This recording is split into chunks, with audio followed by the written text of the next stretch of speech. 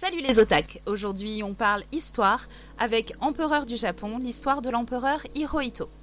Édité chez Delcourt Tonkam, on remarque 4 noms sur une couverture au ton très clair.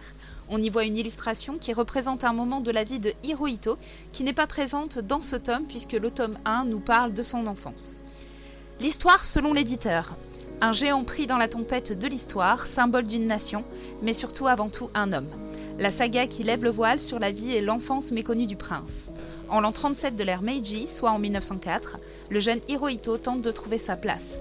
De son apprentissage, sa régence, au début de son long règne, jusqu'aux événements qui ont conduit le Japon à la Seconde Guerre mondiale, découvrez l'histoire de l'empereur Showa Hirohito.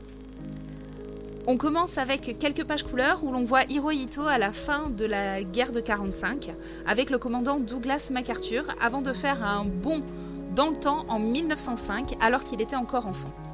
L'auteur Junichi Nojo, auteur de Dr. Ko, J-Boy et Tokyo Fin d'un Monde, dessine cette histoire avec un trait sérieux destiné habituellement à ses polars.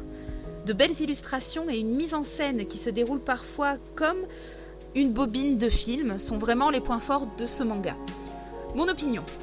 Un début d'histoire plaisant, même si au milieu du tome, on se trouve sur 1 ou 2 chapitres complexes avec une introduction de beaucoup trop de personnages que l'on ne voit plus du tout ensuite. Mais passé cette vague, on tombe sur un moment plus qu'intéressant et clé même sur la manière dont un pays doit être mené et son débat. C'est une saga que je pense lire jusqu'au bout, ne serait-ce que pour la culture générale. Et ce pan d'histoire nous a appris qu'apprendre le passé nous permet de comprendre le présent, et donc la société japonaise. Après, je vous cache pas que j'aime l'histoire avec un grand H, mais je le conseille quand même aux curieux. Sur ce, on n'oublie pas de partager cette vidéo et son opinion en commentaire, et à vos crayons!